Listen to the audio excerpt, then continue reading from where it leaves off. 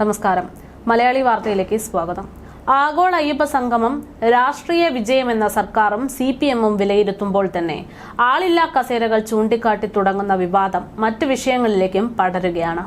പ്രതീക്ഷിച്ചത്ര ഭക്തരെ എത്തിച്ചില്ല എന്നതിനപ്പുറം UP മുഖ്യമന്ത്രി യോഗി ആദിത്യനാഥിന്റെ ആശംസാ സന്ദേശം മന്ത്രി VN വാസവൻ വായിച്ചതും ന്യൂനപക്ഷ വിരുദ്ധ പ്രസ്താവനയിലൂടെ വിമർശനം നേരിടുന്ന SNDP യോഗം ജനറൽ സെക്രട്ടറി വെള്ളാപ്പള്ളി നടേശന് അമിത പരിഗണന നൽകിയതുമാണ് ഇപ്പോൾ ഏറ്റവും വലിയതായിട്ട് ചോദ്യം ചെയ്യപ്പെട്ടിരിക്കുന്നത്. മുഖ്യമന്ത്രിയുടെ ഔദ്യോഗിക വാഹനത്തിൽ വെള്ളാപ്പള്ളി നടേശൻ സംഗമ വേദിയിലെത്തിയതും വിമർശനത്തിന് ഇടയാക്കിയിട്ടുണ്ട്. സംഗമത്തിനെതിരെ എതിർപ്പുയർത്തിയിട്ടുള്ള BJP സംസ്ഥാന നേതൃത്വത്തെ ലക്ഷ്യമായിട്ടാണ് യോഗിയുടെ ആശംസ വായിച്ചതെങ്കിലും ഇതിനെതിരെ CPM-ൽ തന്നെ മുറുമുറുപ്പ് ഉയരുകയാണ്.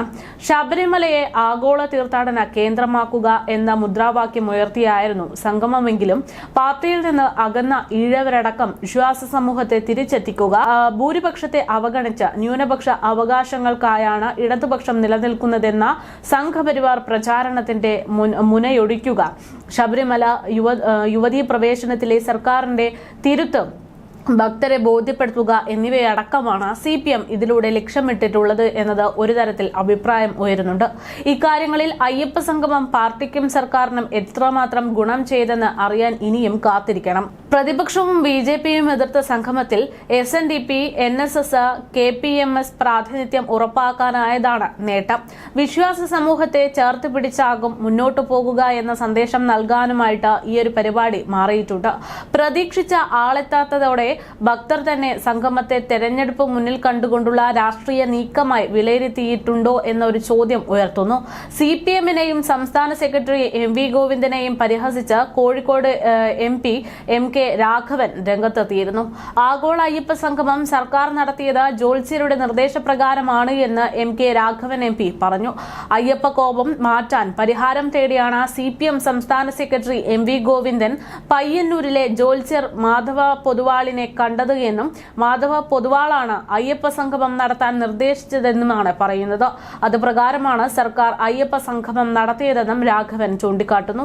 ശബരിമല സ്ത്രീ പ്രവേശനത്തിന് ഒത്താശ ചെയ്ത സർക്കാരാണിത്.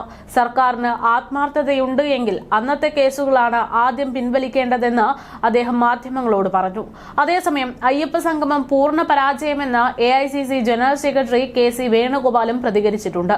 ഇനി AI എന്നൊക്കെ പറഞ്ഞ് രക്ഷപ്പെടുകയല്ലാതെ മാർഗമില്ല എന്നും വിശ്വാസം അഭിനയിക്കുന്നവരെ നാട് ഭയപ്പെടണമെന്നും വേണുഗോപാൽ ചൂണ്ടിക്കാട്ടി. സംഗമം കൊണ്ടുണ്ടായിട്ടുള്ള ഏക ഗുണം ദേവസ്വം മന്ത്രിക്ക് UP മുഖ്യമന്ത്രിയുടെ ആശംസ വായിക്കാനായി എന്നതും മാത്രമാണ്. അയ്യപ്പസ്വാമിയെ രാഷ്ട്രീയ നേട്ടത്തിന്റെ വേദിയാക്കരുത് എന്നും KC വേണുഗോപാൽ പറഞ്ഞു. ആഗോള അയ്യപ്പ സംഗമം പരിപൂർണ പരാജയമെന്ന് രമേശ് ചെന്നിത്തലയും പറഞ്ഞിട്ടുണ്ട്. 51 രാജ്യങ്ങളിൽ നിന്ന് ആളുകളുമായി എത്തുമെന്ന് പറഞ്ഞിരുന്നുവെങ്കിലും ഇരുമുടി കെട്ടുമായി എത്തിയ ഭക്തരുടെ പേര് എഴുതി വെക്കുകയാണ് ഉണ്ടായത്. സർക്കാരിന്റേത് തെരഞ്ഞെടുപ്പിന് വോട്ട് തട്ടാനുള്ള കാപട്യം നിറഞ്ഞ ശ്രമമെന്ന് രമേശ് ചെന്നിത്തല പറഞ്ഞു.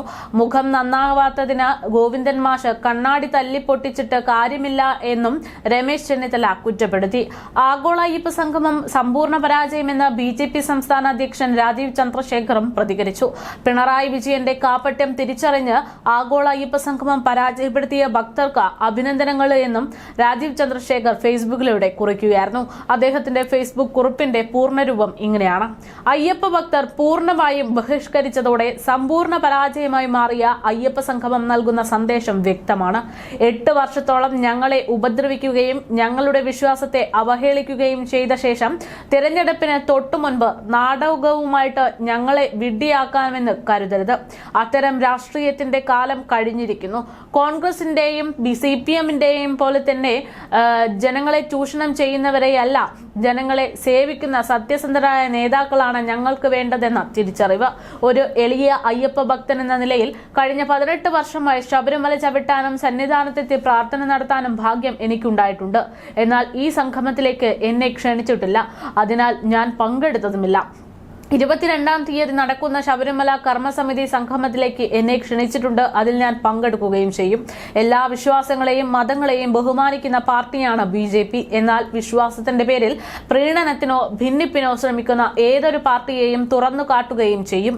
പിണറായി വിജയന്റെ കാപട്യം തിരിച്ചറിഞ്ഞ ആഗോള അയ്യപ്പ സംഗമം പരാജയപ്പെടുത്തിയ ഭക്തർക്ക് അഭിനന്ദനങ്ങൾ. സ്വാമിയെ ശരണമയ്യപ്പ. ഇങ്ങനെയായിരുന്നു അദ്ദേഹത്തിന്റെ ഫേസ്ബുക്ക് കുറിപ്പ്. എന്തായാലും ആഗോള അയ്യപ്പ സംഗമം വലിയ എന്ന് തന്നെയാണ് പല വിലയിരുത്തലുകളും പുറത്തു വരുമ്പോൾ വ്യക്തമാകുന്നത്.